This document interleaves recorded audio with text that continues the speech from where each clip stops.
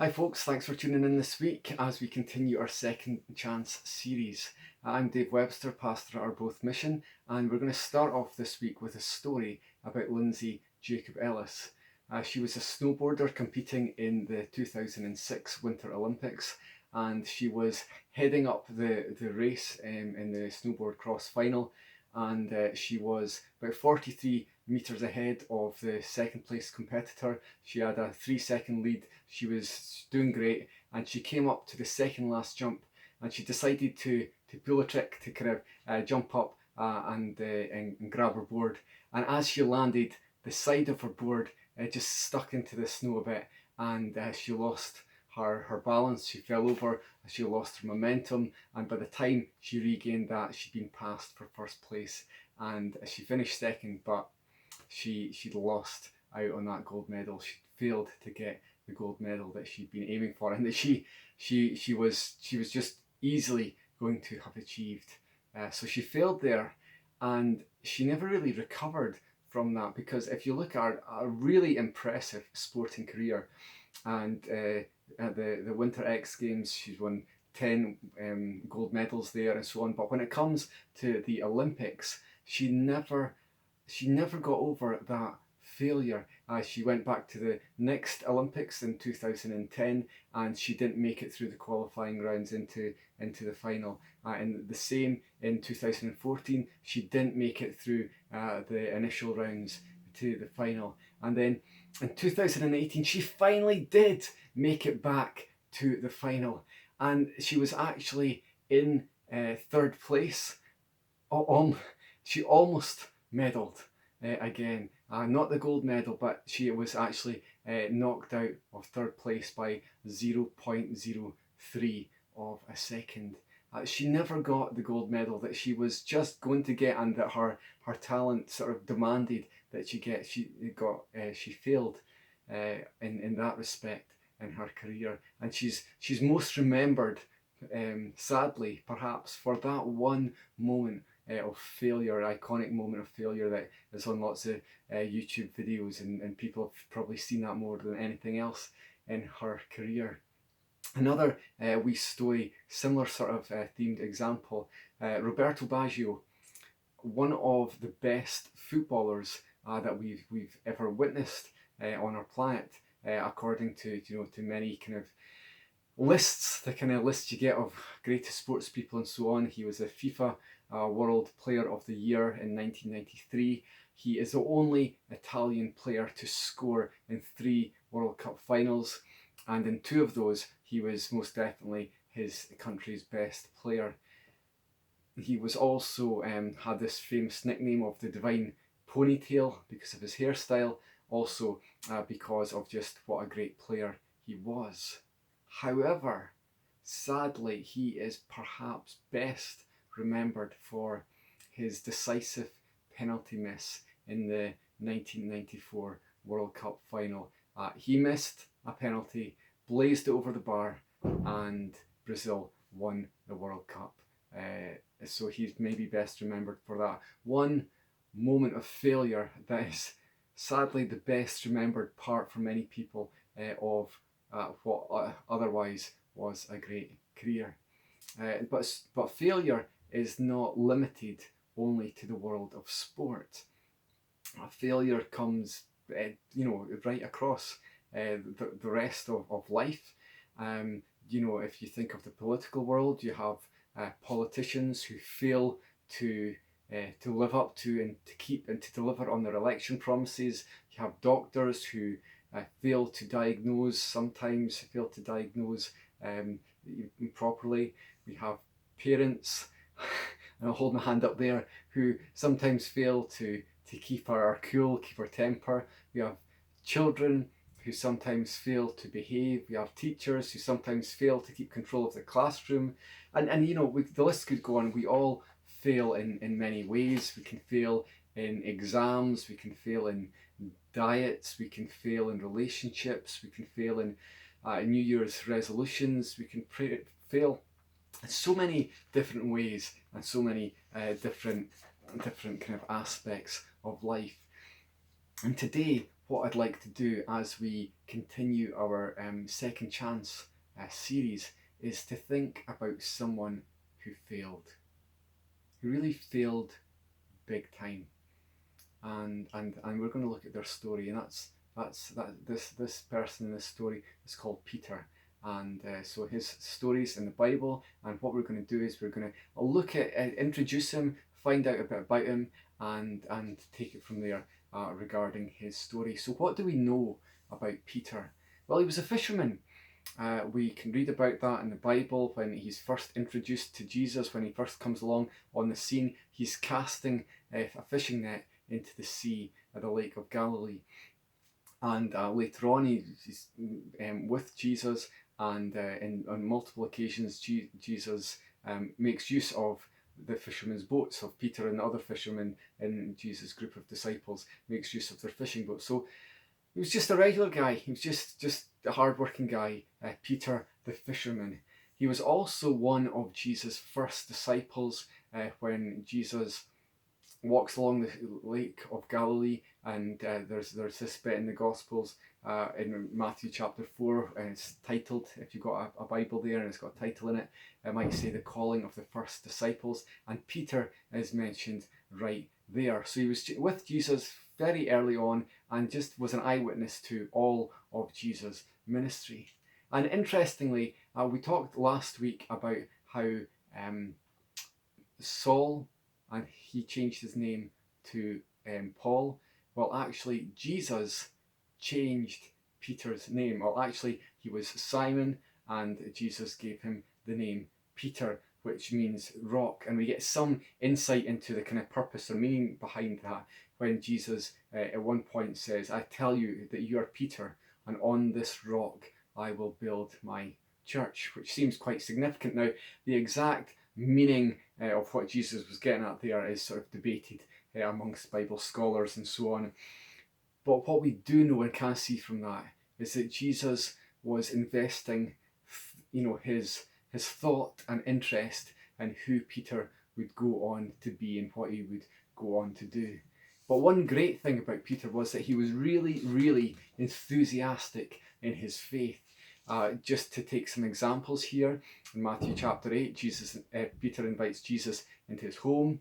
In Matthew 14, Jesus is walking on water past the boat, and Peter calls out and says, Lord, call me to come out on the water to you. And then Jesus does call him, and what does Peter do? He doesn't have a moment's thought. He just jumps right out there, straight out of the boat. On another occasion, Matthew 15, and there Peter asks Jesus to explain the parable that he's just taught. In Matthew 16, he's the one of the disciples who declares that Jesus is the Messiah. He's the one who stands up and says that. And Luke chapter 9, at the Transfiguration there, where Moses and Elijah sort of appear beside Jesus in his glory, and it's Peter who just enthusiastically offers to put up tents, put up shelters for them there. It maybe was a bit of a silly idea. He didn't know what he was saying or doing, but he was enthusiastic in serving and following Jesus. And then you've got in Matthew chapter 18, as Peter seeks to learn more from Jesus, and he says, look, I'm interested to know how many times should I forgive someone. He wants to know and learn more. And he also declares to Jesus, this is Matthew 26, if we're just going through the Gospels here, we find that Peter declares to Jesus, even if all fall away on account of you, I never will. And that's quite a statement. And he backs it up later on when he says, and this is Mark chapter 14, Peter goes on even further, and he insists in this conversation, he says, even if I have to die with you, I will never disown you. So that's even more strongly worded there. And then following Jesus' arrest, which happens later on, we read about that in Matthew 26, Peter follows after at a distance, after Jesus and the people who've arrested him. At a distance he follows on, and all the way right into the courtyard of the high priest. So he's enthusiastic there in following Jesus. What we see though is also that he was a leader among Jesus' disciples. He is one of only 3 of Jesus' disciples who witnessed the transfiguration. Only 3 are included in that special inner circle group by Jesus.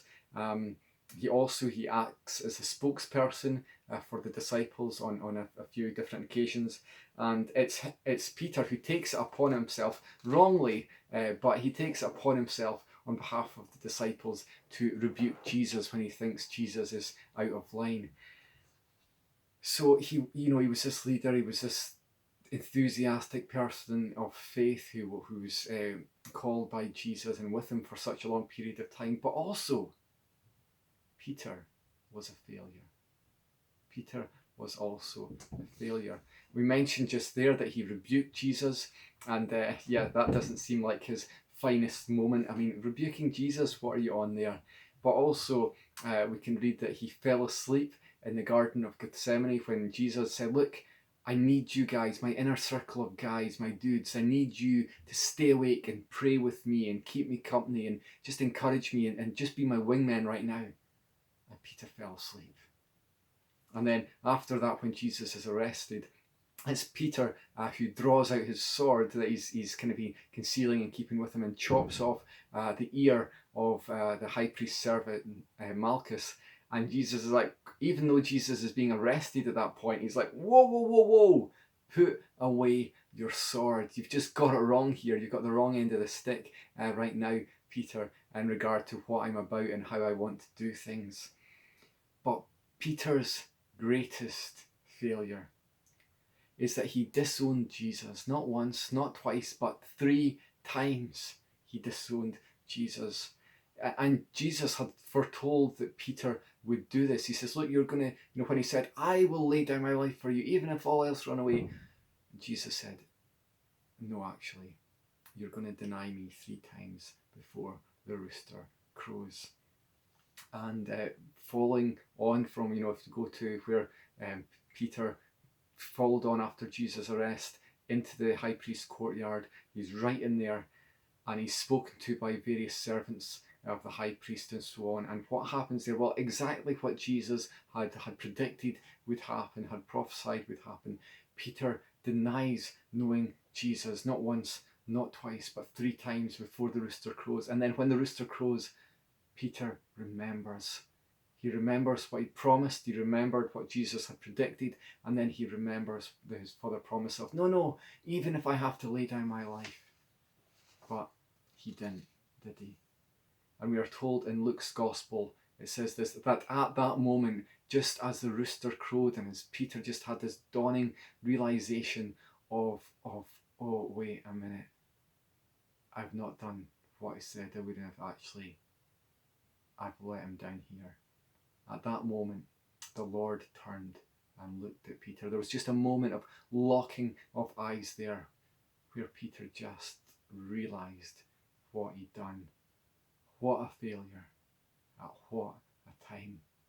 When he had promised Jesus so much more. So let's just recap that a little bit, just to try and, take in the gravity of things. So Peter was one of the first disciples chosen by Jesus to be one of the 12, one of the 3 inner circle, the leader, the spokesperson there.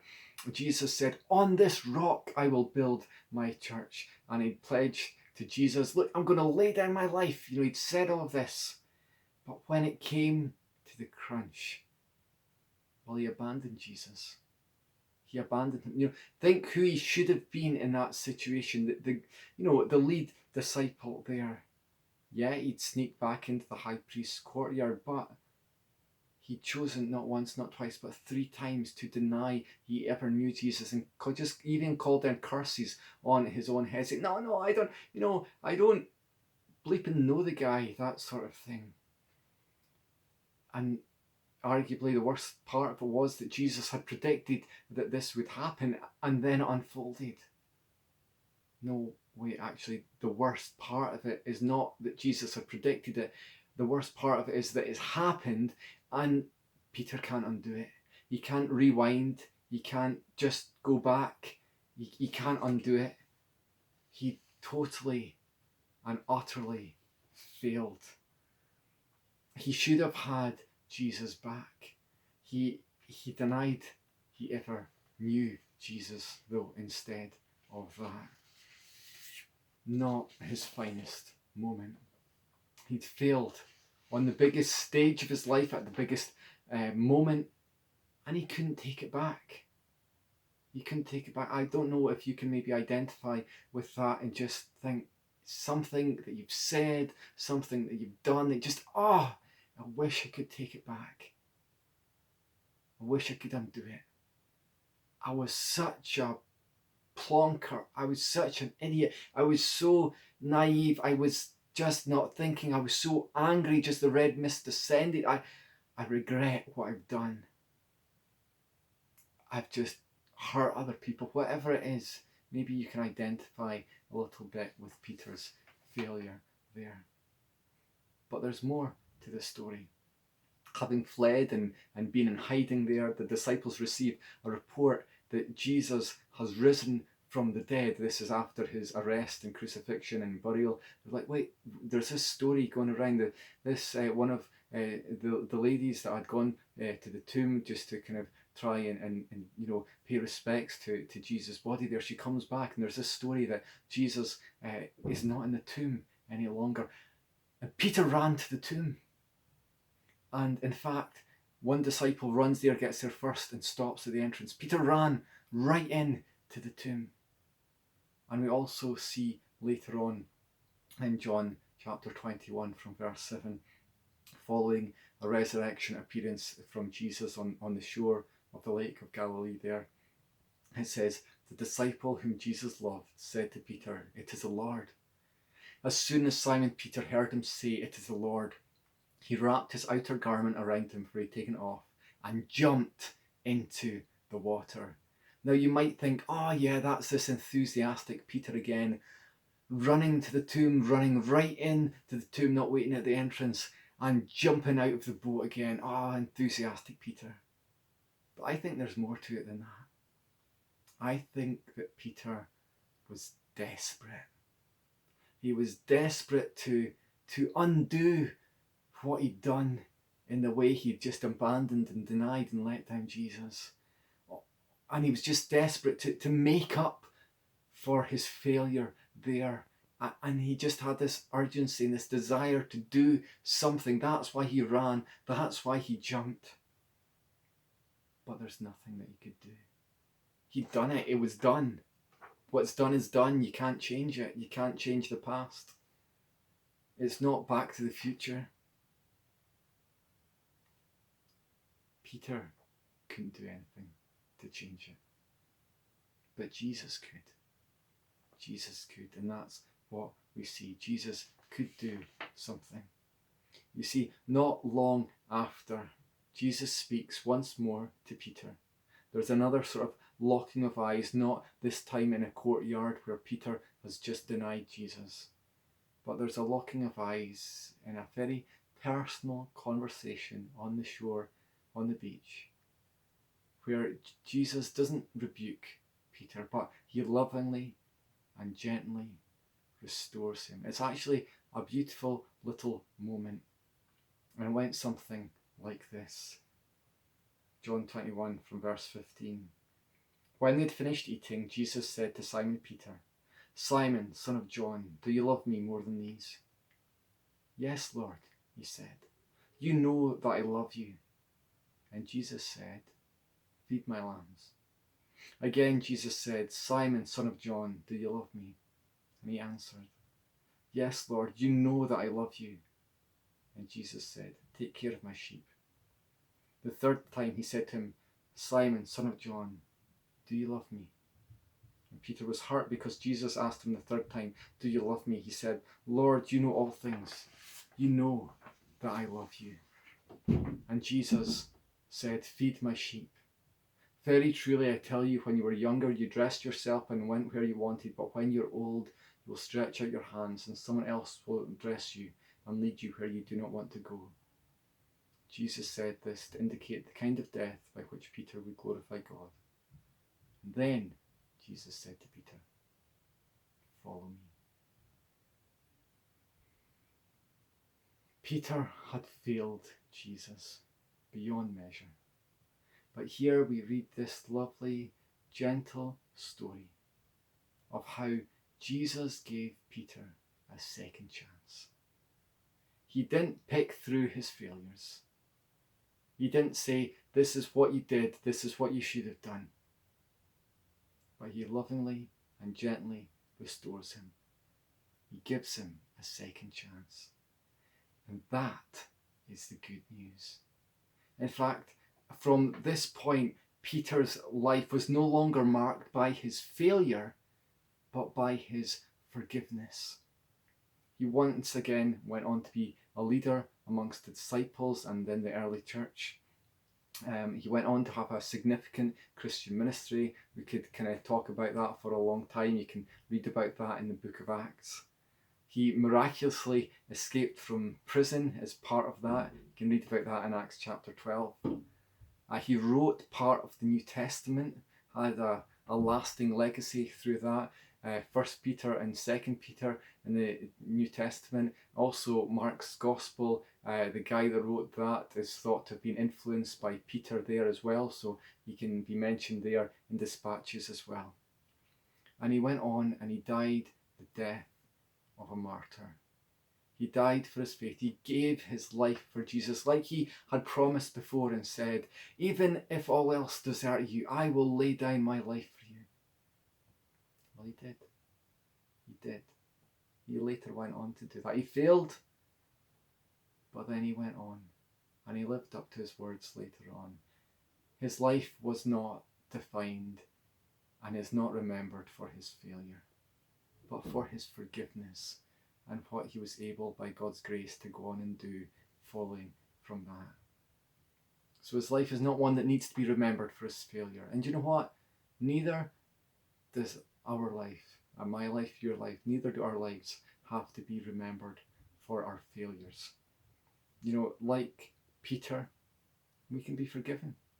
We can be forgiven and we can be set free from our past mistakes. Yes, Peter would always remember what he did, but it didn't define him, didn't define who he was, and it was not the thing that dictated his future life. You know, but this is possible.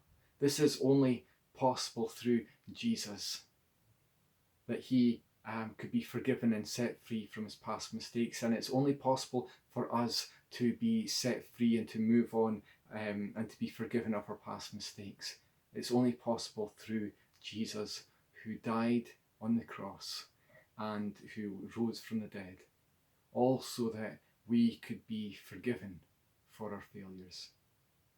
And that's the good news. So I want to ask you two questions just as we finish up. Here's one for you to think about. What is your biggest failure? What's your biggest failure? Maybe you don't want to think about it. Maybe you don't want to say, you want to think about it, but what's your biggest failure? And here's the second question. Do you need a second chance from your failures in life? What's the answer? Because Jesus can give you that. Jesus can give you, like he gave Peter, he can give you a second chance for even the biggest of failures in your life. So what I'd like to do is just close with a prayer. So perhaps you pray with me. God, thank you that you can forgive our failures in Jesus. Even the ones that feel like there's no coming back from. Please forgive us and restore us by your grace. We pray in Jesus' name. Amen. So if you want to learn more about our church, ourbothmission.org is the place, and look forward to hopefully you tuning in for our next video as well. See you later.